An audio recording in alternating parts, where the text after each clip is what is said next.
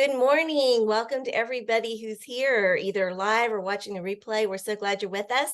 This is Writer's Chat, and my name is Johnny Alexander. I'm here with my co-hosts, Brandy Bro and Melissa Stroh, and I'm going to turn it over to Melissa to introduce our very special guest. Hi, well, hello, everyone. And as always, it's an honor to get to introduce to you one of our recurring guests. Vicki's been with us before and always just has a wealth of information to share and so fun. But for those in our community who may not be aware, this is Victoria Duerstock, and I'm going to read her bio for you. Victoria Duerstock is an award-winning author and multi-passionate creator and founder of Endgame Press, which was launched in 2021. She has actively engaged in writing and publishing books, developing online courses and coaching programs, and speaking at various events and conferences. Unafraid of embracing new challenges, Victoria enjoys expanding her publishing knowledge while also pursuing her personal mission to create beauty, cultivate community, and live a life of impact. And she definitely does that. And we're excited to hear her talk today about her publishing journey and Endgame Press. So take it away, Vicki. I think maybe saying I'm unafraid was maybe like a reach. On a daily basis, there's a lot of fear involved. So we just act in spite of that. So, it was to work on my bio for you, Melissa, because it reiterates itself every couple of months for, different things. And I hadn't had to create one quite like that just as yet. So it was a little bit interesting to pull it apart and put it back together. So thank you all for having me. So good to be with y'all. Yeah. I think more than anything, it has been a while since I've been on the side of the desk and microphone and getting a chance to just kind of talk about what publishing looks like and not writing, because it's really hard to do both. Yeah, I would think. I'm not even really sure 100% what you guys all are interested in knowing about this side of the desk. I can either, like, you guys can launch some questions at me, or I can just kind of talk about some of my learning experiences so far that have kind of stretched my limits. So y'all tell me what you prefer, because I want it to be helpful. Yeah, I don't want to talk about stuff that nobody cares about. Well, let's start off just by talking about going from writer to publisher, because that is kind of what we're doing. Everybody has a different writer's journey, right? And as we have seen, like Bethany was on here not long ago talking about writer to agent, and we wanted you to do writer to publisher, because sometimes that writing journey doesn't end up in a writing path. It goes on to something else very unexpected. I'm sure you never thought, well, I don't know, but I would guess that you didn't think that you would end up owning a publishing company when you first started going to writers' conferences. So let's talk about the dream and how that dream shifted as time went on. All right. That's funny, because every now and then somebody will ask me, has this always been the dream? And I'm like, actually, no, this has not actually ever been part of the dream, or even part of my vision for what I was going to do. I've shared this before, but my writing journey is my midlife crisis, right? Like I hit a certain age and I thought, well, wouldn't it be nice to just sit and look out across the yard and the trees and write books, and they get published, and it just sounds like a really fun life. And as we all know, because we've been on Writer's Chat a few years now, that is not actually the way any of that works. None of that is real. There's no bonbons, and nobody is waving you with fans and talking about how wonderful you are. Instead, it's a lot of work and a lot of things to do besides just the actual writing of the book. Actually looking at it now, it seems like that's actually the easy part, which is kind of hard, because it's still hard. All of it's hard. And so when I started writing, I had to obviously get a new viewpoint on writing. I had to learn an awful lot, because I was an unknown. Nobody knew who I was, which is fine. So a lot of people still don't know who I am. So it's okay. I'm used to it now. But you have to build a platform. You have to build an audience. You have to do all these things. And I had no idea how to do any of that. And so that's why getting plugged into Writer's Chat early on, and connecting with Bethany and Kyle and you, Johnny, and all of the great folks with Serious Writer was so important for me because I had no idea what I was doing. And so writing was just part of the battle. I needed to know all the other parts of that in order to be able to actually get my foot in the door to get that first book done.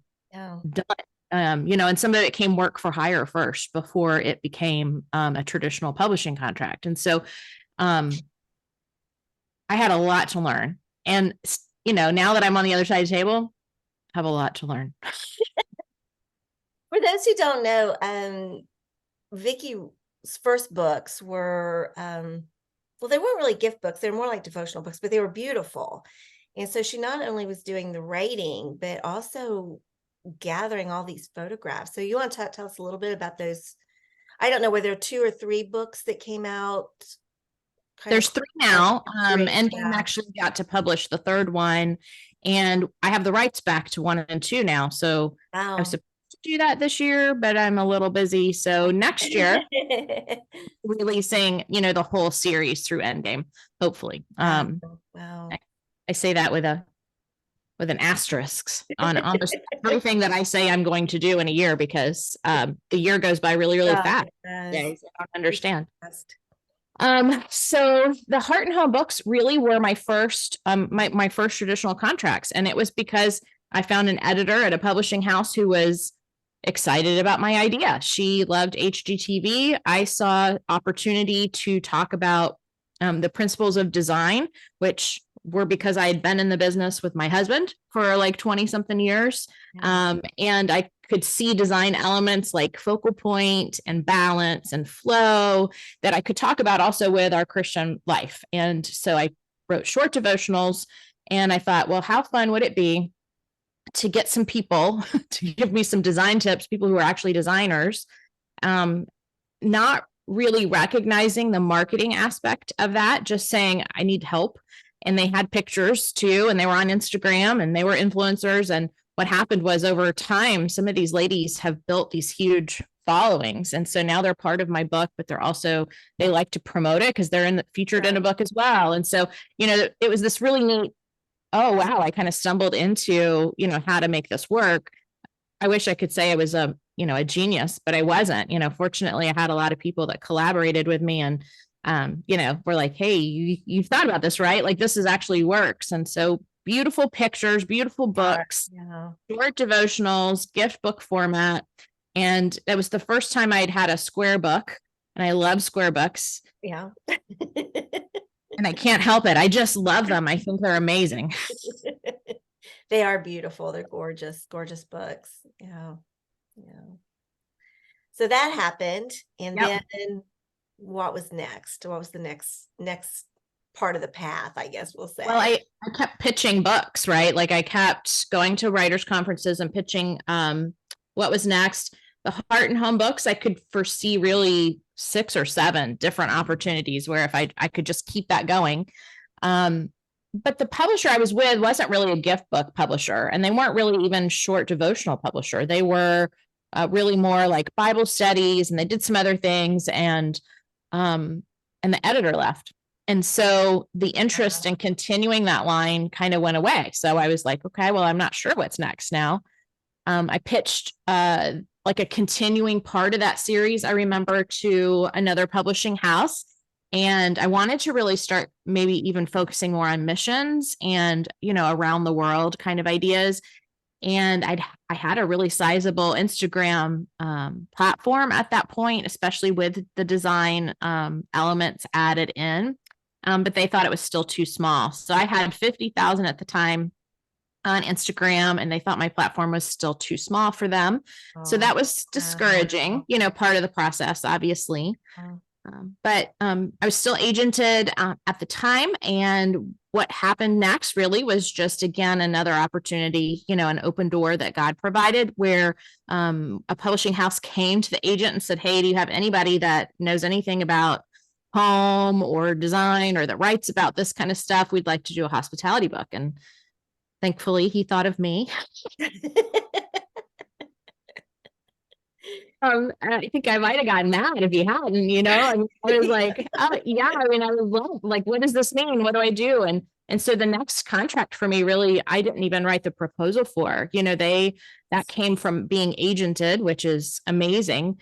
I wouldn't have had the opportunity otherwise. And I know that. And it was just a matter of coming up with how do I do this and how do I do this book, which ended up really becoming a very passion part of my project. I cried all through writing that book. Oh, Just like, all my heart on the page, so. What one was that? What book was that? That is Extraordinary Hospitality for Ordinary Christians. Yeah. Which was originally titled Biblical Hospitality. Mm-hmm. They came back and they said, we need better search terms, so we want to call it Radical Hospitality. And I said, well, not really sure that I would call it radical. Yeah. Yeah. It's not really radical. And I didn't want to use the term, even though their SEO and their keywords and metadata all showed that it would be really useful to have the word radical in the title. We put it in the subtitle, but it just didn't, to me, it felt like I was making a promise that I wasn't going to deliver, because I wasn't really trying to say something really radical in my book. I was just trying to say, hey, this is what I'm learning. And this is what I've learned through the years. And this is how you can do this. And, so that one was just, that came to me, that project came to me. I took it and ran with it. At one point I was talking with that editor and I said, I love my Heart and Home series. And I know that the Christmas book in particular, these families are reading in the mornings over their breakfast, and they're sharing that with me. And I said, wouldn't it be fun to do a kid's book where there's like crafts or something involved? And so that editor for the hospitality book said, well, would you make it for Advent? And I was like, well, I've always heard we're supposed to say yes and figure it out. Michelle Medlock Adams has like drilled that one in my head. So I was like, sure. And she said, okay, we'll write it. And she sent the contract to Kyle, who was my agent at the time. And Kyle was like, what did you do? Like,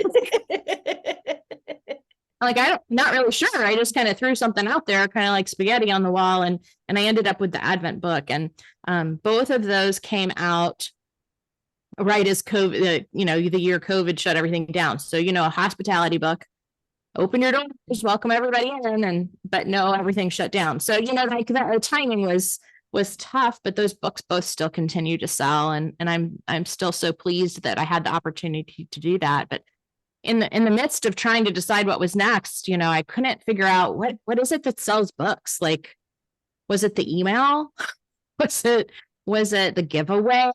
Because you don't get your royalty statements right away. You don't always know like what makes a book sell. You kind of think you do, but you're not really sure. And it was just frustrating to me. I love data. I love spreadsheets, give me a spreadsheet and let me like look at what's happening and what day and how. And my husband said, well, you should just start a publishing house. And wow, not self-publish. You went no. No, my brain went, well, and that would be interesting, wouldn't it? And why not me? Why couldn't I figure that out? And I thought, well, maybe I have enough friends in the industry that might want to experiment with me as we move forward. And God used that little seed and planted that in my heart. And then we exploded. So, that's kind of, it's one of those things that I stumbled into more than anything. The whole journey has not quite looked like I expected. I thought I'd write books about music. I mean, that was my major in college, and I taught music for many years, taught both piano and voice. I thought I would write about life lessons that we find in music. I really just thought the whole journey would look very differently. But here we are in a very different position. We'll have 54 books for sure by the end of this year since launching. Wow. Between acquisitions and releases, 55 if I actually get myself in gear and get mine done. That's wonderful. Congratulations on that. That's great. Thank you. There are a couple of things I just want to, and then get on to publishing, because I'm sure everyone is very interested in that. But a couple of things. One is that, you just don't know what's going on behind the scenes. Like Vicki talked about editors leaving, and they do that all the time. And then losing the champion for your books and how hard that can be. And then on the flip side, editors sometimes go to new places and they want you to come with them. So that can be a really positive thing. And the other is to say yes. I mean, like I said years and years ago, I would say yes to whatever God put in my lap. And thank thank God for that, because that is how I've earned money for the last several years, is by just saying, yeah, I can write a cozy mystery. Yeah, I can write an Amish story. Yeah, I can do that. And, you just keep doing it. And so those are important things that, I mean, and you're not going to say yes to everything. I mean, so there is, again, like Vicki said earlier, an asterisk with that, because you have people asking you to do all kinds of things, but when it's a publisher or an agent asking you to do something, say yes. Yeah. Yeah, you just never know. You never know what the opportunity might look like. You never know. You might not have it all figured out today, but if it's figure outable, it's one of those things that, especially if you like learning, and man, that's just like I love learning. I'll read the manual for, how to construct things, like I'll read anything. And so I figured if I can read about it, if I can watch a webinar, somebody else has been down that road, if I can learn from that person that's been down that road before me, everything's figure outable. I'm pretty sure Bethany Jett actually coined that term. I'm not sure that's from,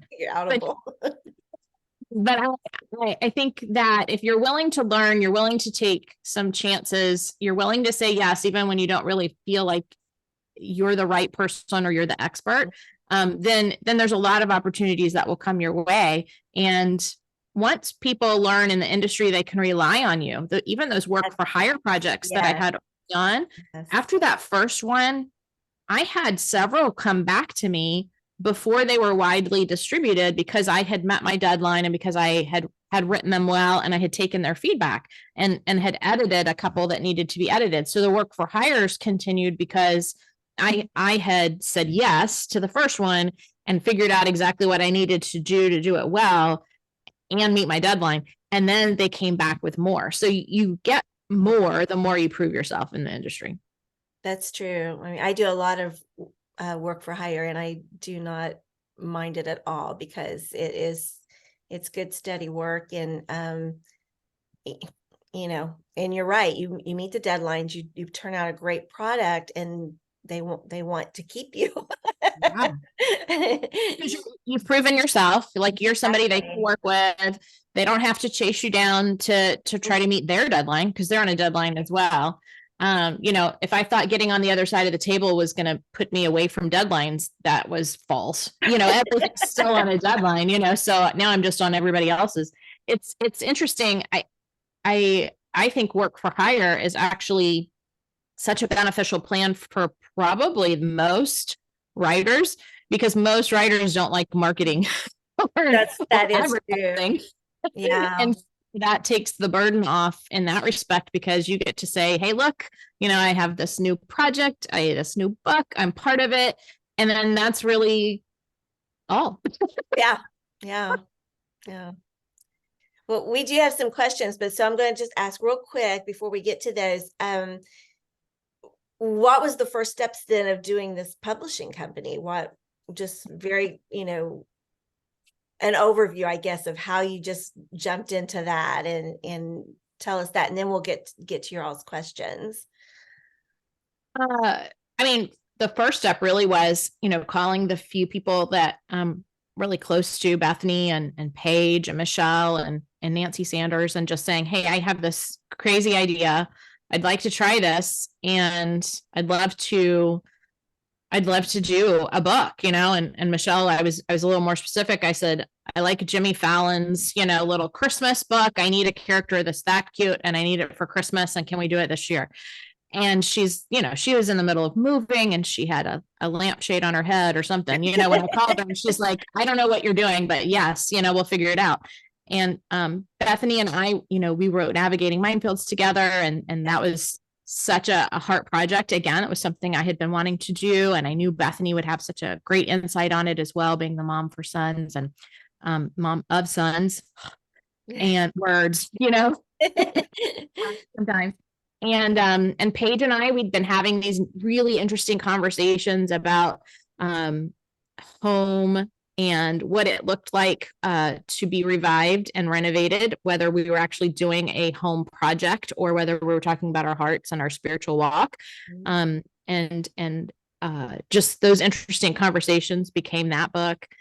or writing the next Heart and Home book was one of the things that I wanted to do. And so that happened in the fall of 21. And then Nancy had this really amazing little board book that we were able to put together in 8 months from the time that we said we wanted to do it to the time that it published.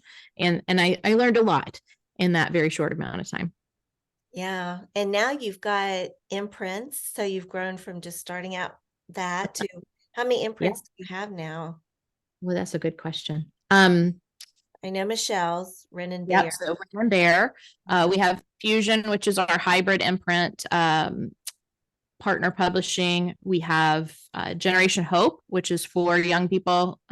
They work with Hope Bollinger on their books. We have Harambe, which is led by Edwina, and Little Liberty, which is patriotic children's books. Oh, wow. Wow. That's great. That's great. It's a lot. It's a lot. So fiction and nonfiction. Nonfiction, children's books. Yeah. You know, everyone kept trying to niche me down, and I kept saying, but I want to do all the things. Like, I want to do all the things. So that is my nature in general. I'm very eclectic anyway. I like a wide variety of things. And so it kind of reflects out in the projects that we want to do anyway, which it's not all about me, but inevitably in the beginning, it kind of is, until we kind of remove me from the process, which, maybe one day. But not yet. Okay, Melissa, Brandy, do you guys hours a week eventually, but yeah. Melissa, you want to take one of the questions, read one of the questions for us, and then Brandy can do the same. Sure. I think, Jill was one of the first ones. She said, is the platform the key? Do you feel like having a brand for yourself is important to figure out? Yes. It increasingly more and more, I see how this is so beneficial. So for myself, I could see it as an author, as I was building out my brand and people understood, that I was about home and about our hearts, and that was how my teaching would evolve and things like that. I think it was important for me to see just how having that regularly be in front of people's minds and understanding of who I was and what I was talking about. And that didn't mean I never put a panda bear with a, bouncing ball on my Instagram just for fun.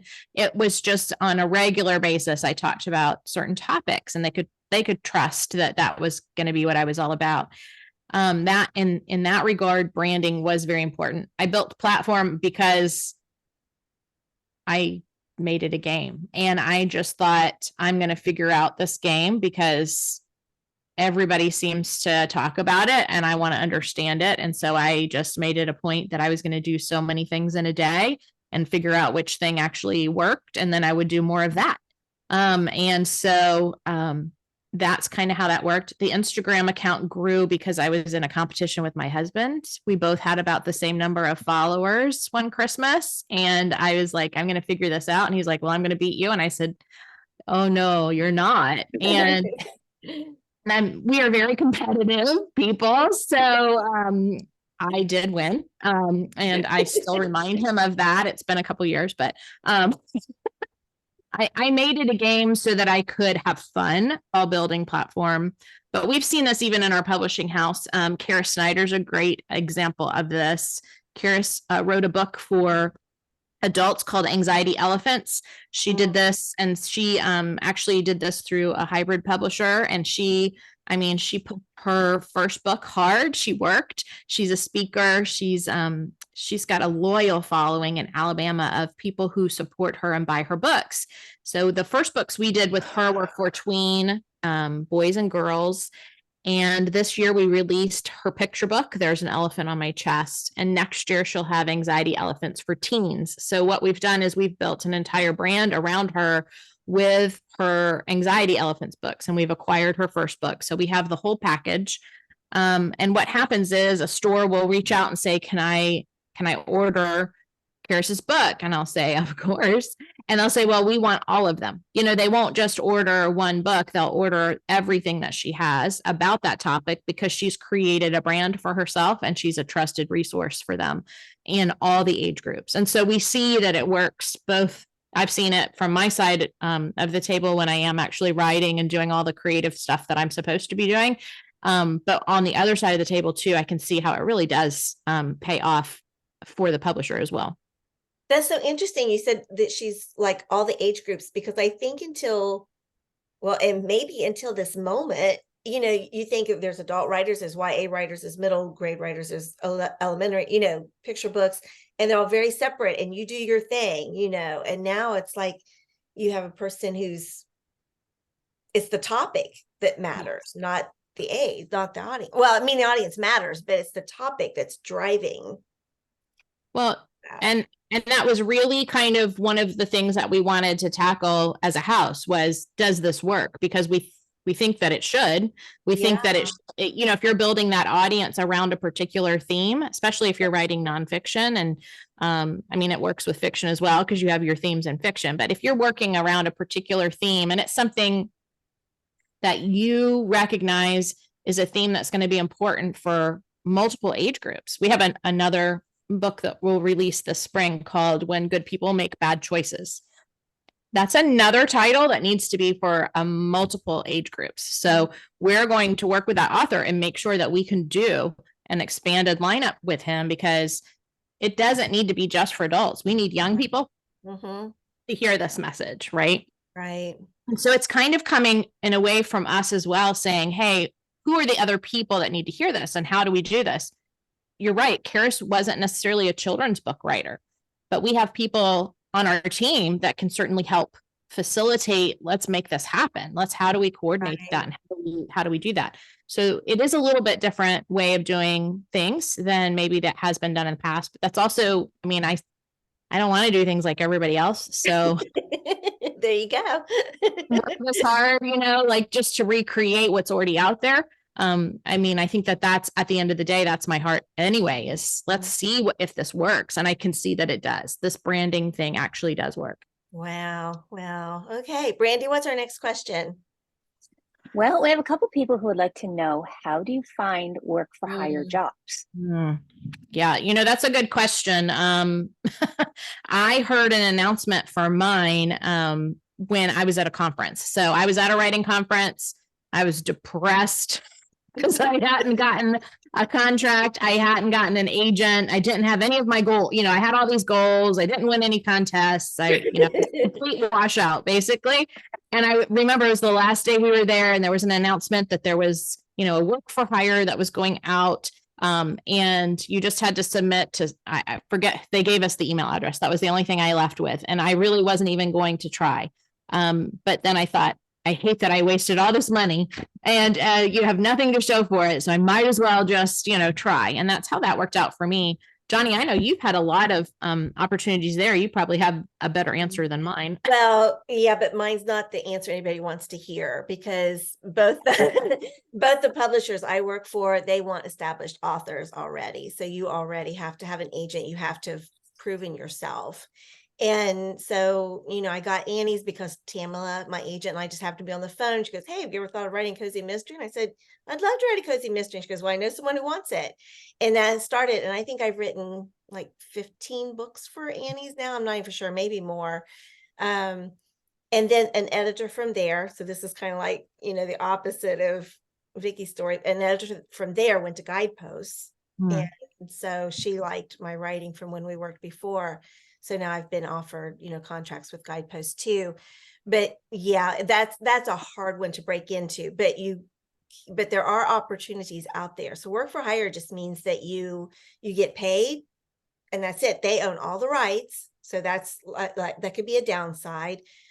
I don't see it as a downside because I just appreciate the work. And like Vicki said, you don't have to do any marketing. You're not responsible for the marketing. And like a lot of writers, I don't like marketing. Yeah. And there's a follow-up question. How does that compare to ghostwriting, work for hire? Or is it the same? Or just It's not the same. Similar. Yeah, I'll let Vicki handle that one. Okay, so I think when you think of ghostwriting, that's going to be a much bigger project usually. And a lot of times you're going to be trying to write in someone else's voice for Yes. them. So it's a bit of a different process. You know, I haven't tackled ghostwriting because it terrifies me. I Yeah. tried to do a project with someone as a co-author, and we wanted our voices to sound very similar, so that it wasn't jarring when you read the book. We were just going to be co-authors and nobody was going to know, like, when we switched. And I'm just saying, like, I had to change everything about how I normally write. Every time I wrote something, I'd be like, this doesn't sound like her at all. How are we going to come together? So I think the finding the voice of the person that you're writing for, I think that's a skill that just takes some time. And a publisher would probably hire a ghostwriter if it was a pretty substantial project, you know, a celebrity or someone who needed that ghostwriter so they could put the celebrity's name on it. Otherwise, you would be ghostwriting for maybe a person that you meet on LinkedIn, or a professional. You would be working directly with the person who's wanting to maybe self-publish their project. Yeah. And that gets into a lot of different things. It's like some people, like, they don't want anyone to know they had a ghostwriter. So you are like, can never tell anybody that you actually wrote that book. And then there are some where you will have either and or with, and there is a distinction even between those two words. I'm not sure what it is. Bethany might know if she could pop in later. I don't know, but that makes a difference too, I think, as far as the pay structure and the work that's involved. So, all right. Did we have any other questions that, I don't think okay. so right now. She said and is co-author and with is the writer. Okay. So and means you both have actually written the book. Mhm. And with means you had help writing your book, basically. Yeah. Okay. Pam said she ghost wrote a picture book for a novelist who wanted part of his novel made into a picture book, but didn't want to learn how to write a picture book. That's great. I mean, and that's kind of would be a work for hire kind of project too. So that's really cool. Mm-hmm. All right. Am I missing anything then? I think overall work for hire projects are ones that you just happen to fall into, depending upon where you are or what you run across. I ended up with a work for hire project that nobody else probably would have ended up with, just because I had a personal connection with somebody back from when I was 5. So, I mean, You never know. You never know when you might run across a work for hire project. For sure. No, and I think that goes back to just talking about relationships, right? And this industry is very much built on relationships. And Oh, yes. you know, when you're new, it's kind of frustrating because you don't have any relationships. But I think that's what the purpose of getting to know people, whether it's online or in person, being at conferences, being at retreats, being at the locations where people are that are making those decisions or that are doing those projects, and not necessarily being there just to pitch them nonstop, but to just be getting to know them, sitting at a table and having a meal and knowing a little bit more about them. I think that that's the advantage of a business that is very much relationship oriented, is you don't know when they'll have a need and they might think of you. That's right. And we've talked about this often on Writers Chat throughout the years, that when you go to writers conferences and you're having a meal with different people at that table, you just don't know where those people are going to end up and what they're going to do. Like I remember eating a meal at Blue Ridge Writers Conference, the Blue Ridge Mountains Writers Conference with Vicki the first time I met her. And, never knew that we were going to start doing things together or, work together in any capacity whatsoever. So you just don't know. So it's another good reason to be nice to everybody, because we've heard these stories, right, of people that are just kind of snobbish and they're thinking, oh, be nice, be kind, and not to be, manipulative, but just because that's how we should be anyway. But it is amazing. And you go to the conferences, you don't know anyone, lots of people don't know anyone. And yet a few of those people are going to end up being movers and shakers in the future, and people you're going to be glad that you know. So yeah. All right. What else? Am I missing anything in the chat? Some Well, conversations going on. I've been trying to formulate in my mind how to word this because I had a spur off thought that from the branding and platform aspect that I would love to have Vicky's perspective on as the publisher. We're talking about branding and platform is kind of like a pain point for authors. I mean, it feels like getting the cart before the horse, like you come at it and you think, well, I've got to have a book or something in order to build my platform, when in fact, everything's kind of reversed. And so I was just kind of wondering from your perspective, what would you say was the best advice to offer authors who are kind of balking at that? Like, how do I go about this when I have little to no background or platform or a concept of what my brand ought to be? Sure. It's hard. I mean, really, it's not an easy process. I mean, once you've done it, obviously you're like, yeah, I did it. And everybody's like, oh, wow, that's amazing. How did you do that? Well, I'm not really always sure because, Alex, I don't know if you guys know who Alex Hormozy is, if you've ever seen him online.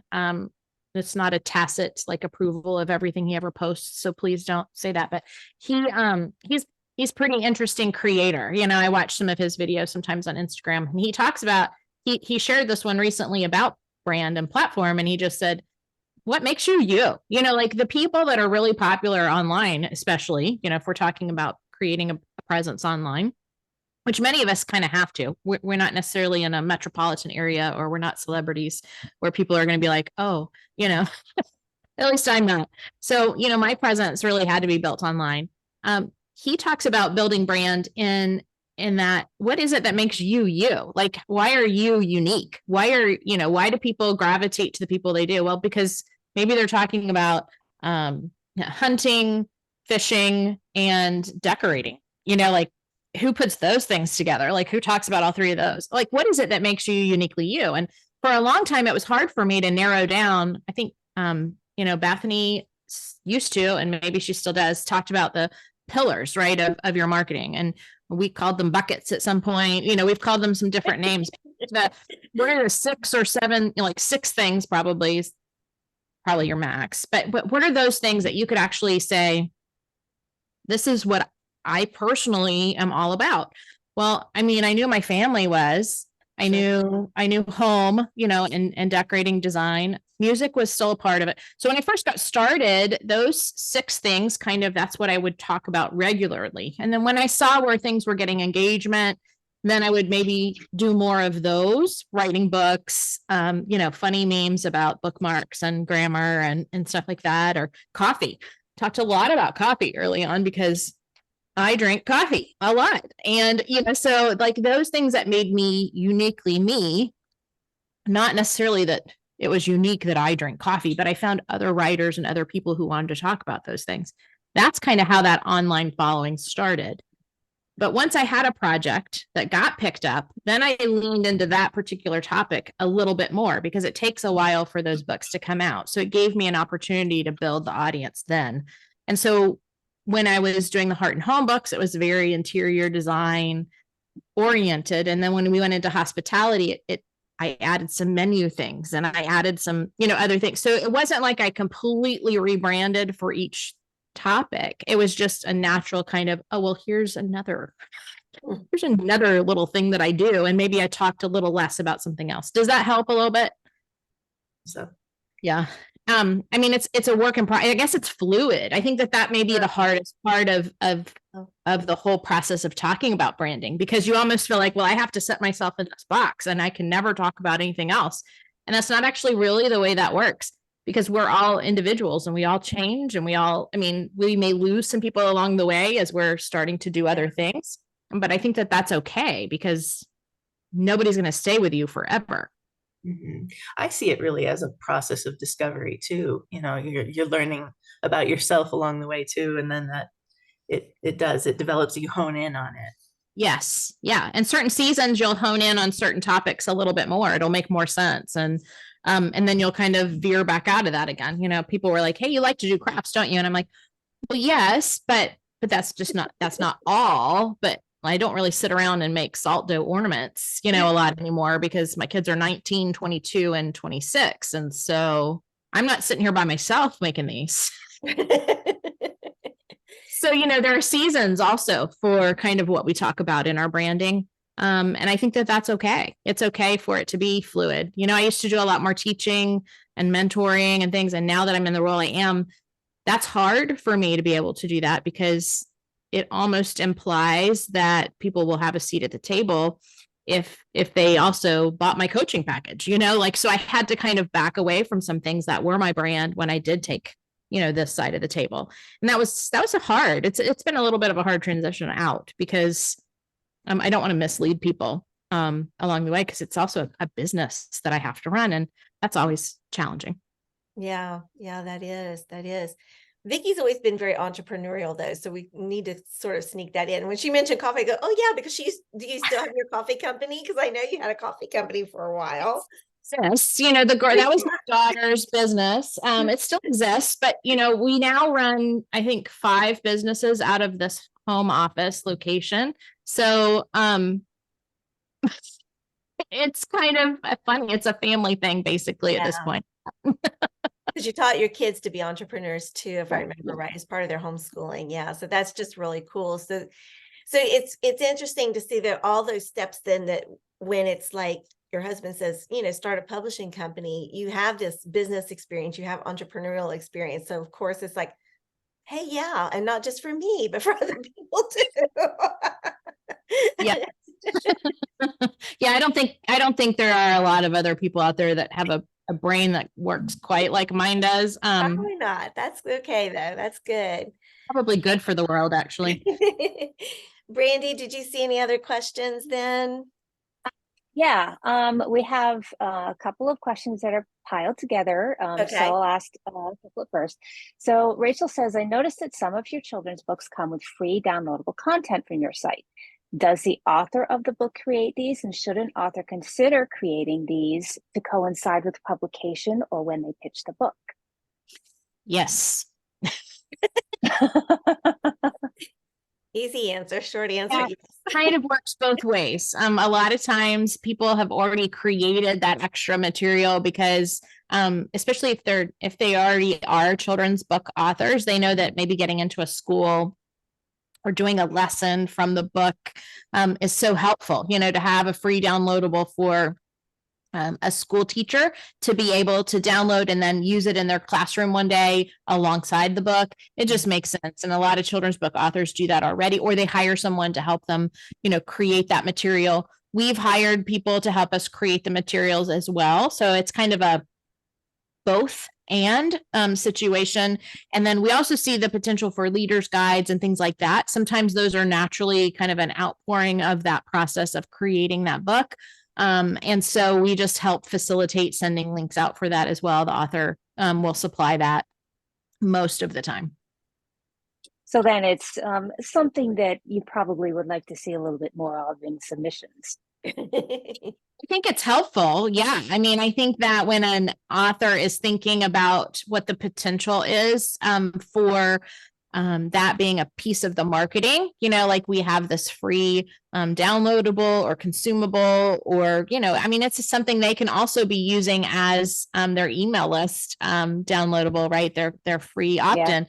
So, when they're thinking that way already, it's awesome to see that, for sure, in a proposal. Well, since we kind of opened that door, what are some projects that you're looking for, or, that you're open to taking? And let's just go through what you probably have on your website. Do people have to have agents to submit to you? What do you like to see? Well, this is a bit of a challenging answer at the moment because it's been closed most of the year. We had over 800 submissions in the last. Oh my goodness. The majority have been children's books. I would say probably 450, 500 submissions have been children's books. There's no way to do all of those books. And, children's is our most expensive book to produce because we don't do ugly. We just decided that was kind of our tagline for our company because we just don't like ugly books. So I'm not sure if that's a mission statement or what, but I personally appreciate that. As a kid growing up, I would always turn away at books. I'm like, it's ugly, and I wouldn't read it.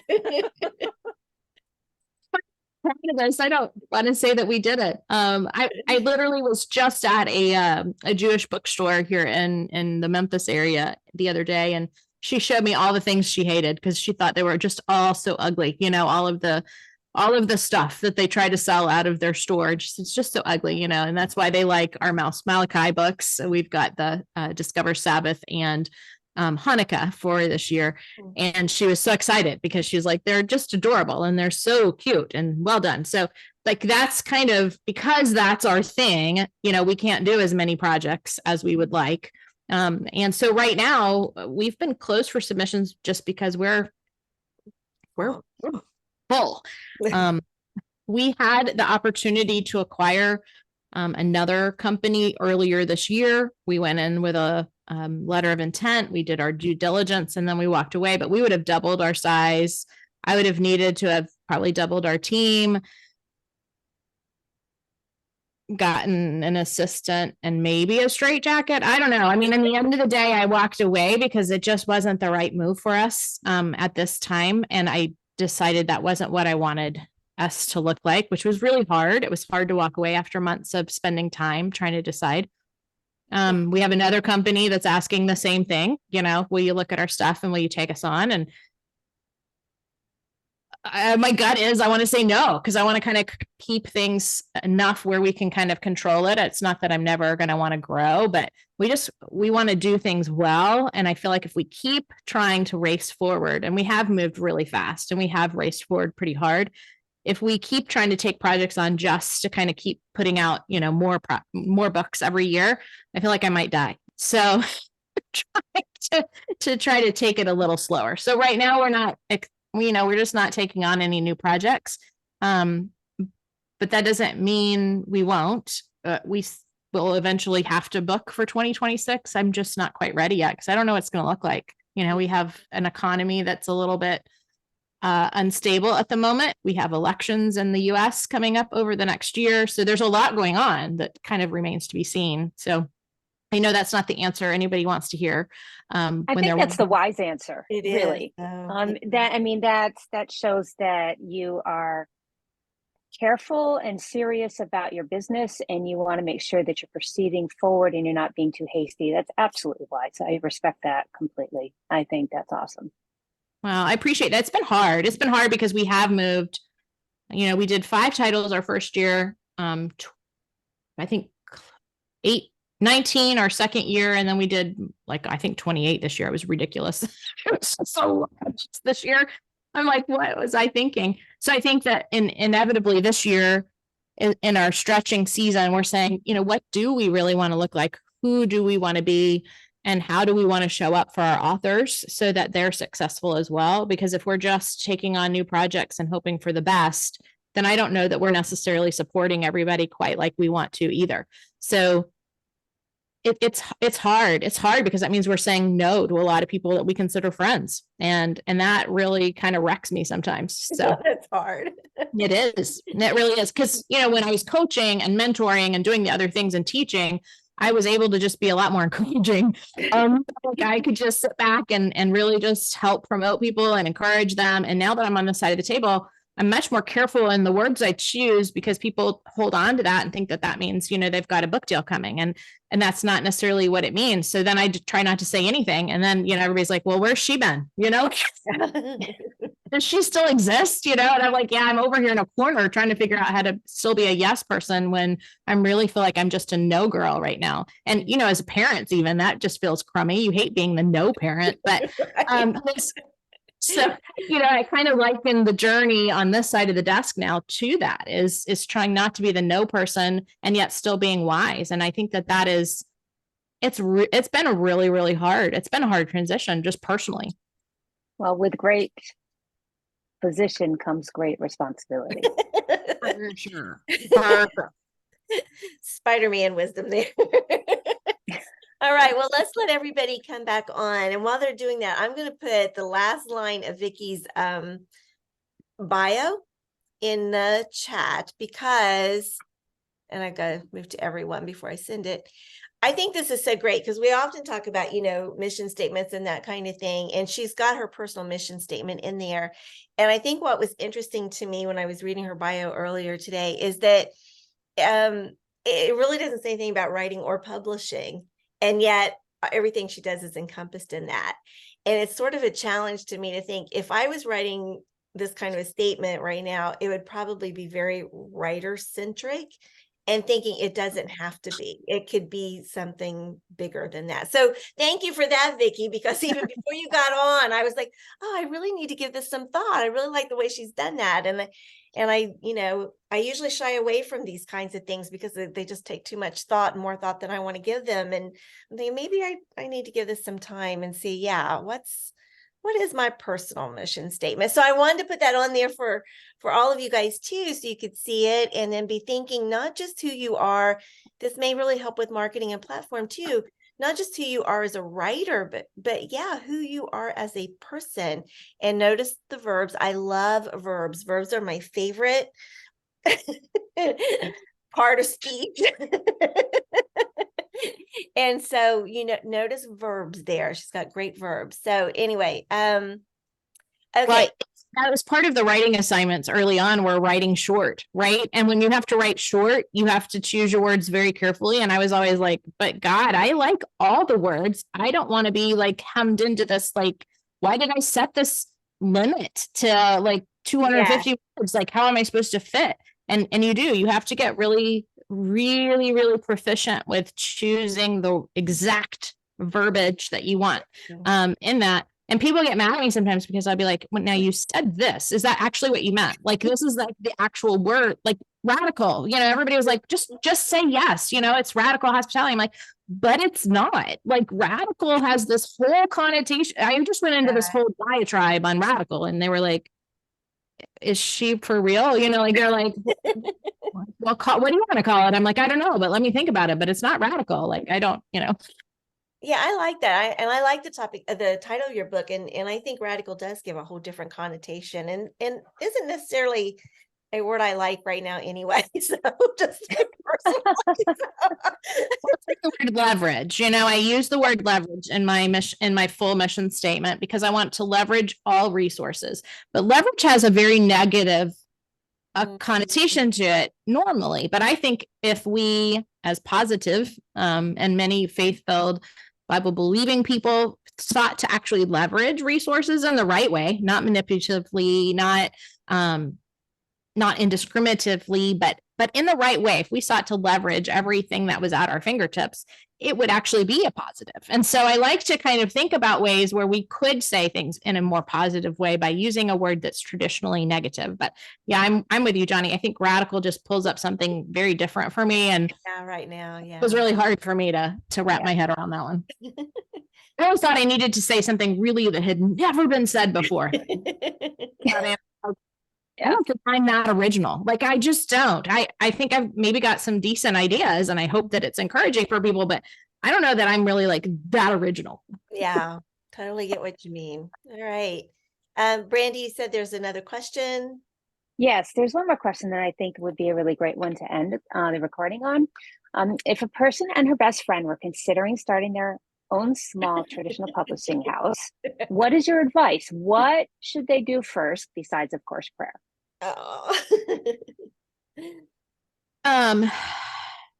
Do first. I think have a clear vision of who you are and what your house is going to do or be.